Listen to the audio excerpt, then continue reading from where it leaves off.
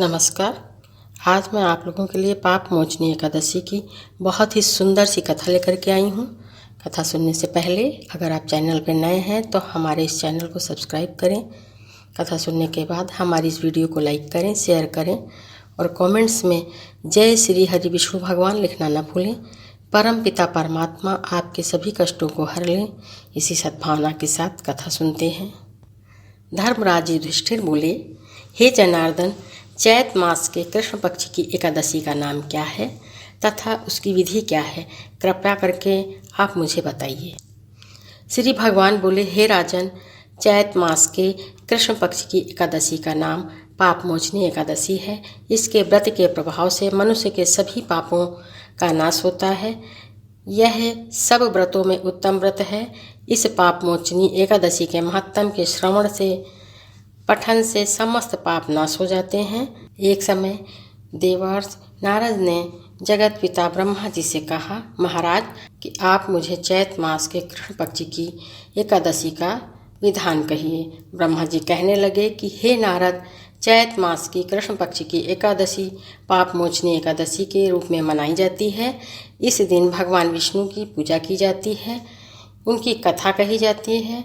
कथा के अनुसार प्राचीन समय में चित्ररथ नाम का एक रमणीक वन था। इस वन में देवराज इंद्र गंधर्व कन्याओं तथा देवताओं सहित स्वच्छंद विहार करते थे। एक बार मेधावी नामक ऋषि भी वहाँ पर तपस्या कर रहे थे। वे ऋषि शिव भगवान के उपासक थे तथा अप्सराएं शिवद्रोही थीं, अनंगदासी अनुचरी थीं। एक बार कामदेव ने मुनि का तप भंग करने के लिए उनके पास मंजुघोषा नामक अप्सरा को भेजा। युवावस्था वाले मुनि अप्सरा के हाव भाव, नृत्य, गीत तथा कटाक्षों पर मोहित हो गए। रति क्रीड़ा करते समय 57 वर्ष बीत गए। एक दिन मंजुघोषा ने देवलोक जाने की आज्ञा मांगी। उसके द्वारा आज्ञा मांगने पर मुनि को भान आया और उन्हें आत्मज्ञान हुआ कि मुझे रसातल में पहुंचाने का एकमात्र कारण अप्सरा मंजुघोषा ही है। क्रोधित होकर उन्होंने मंजुघोषा को पिशाचिनी होने का श्राप दे दिया। श्राप सुनकर मंजुघोषा ने कांपते हुए ऋषि से मुक्ति का उपाय पूछा। तब मुनि ने पाप मोचनी एकादशी के व्रत के बारे में कहा और अप्सरा को मुक्ति का उपाय बताकर पिता च्यवन के आश्रम में चले गए। पुत्र के मुख से श्राप देने की बात सुनकर च्यवन ऋषि ने पुत्र की घोर निंदा की तथा उन्हें पाप मोचनी चैत कृष्ण पक्ष की एकादशी का व्रत करने की आज्ञा दी।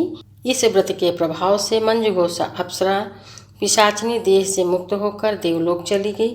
अतः नारद जी ने कहा, जो कोई मनुष्य विधि पूर्वक इस व्रत को करेगा उसके सारे पापों की मुक्ति होना निश्चित है, और जो इस व्रत के महत्तम को पढ़ता है, सुनता है, उसे सारे संकटों से मुक्ति मिल जाती है। इस तरह से कथा तो संपन्न हुई, पूरी होती है। बोलो विष्णु भगवान की जय। और जाते जाते चैनल को सब्सक्राइब करना ना भूलें और एक बार प्रेम से बोलें, जय श्री कृष्णा, राधे राधे।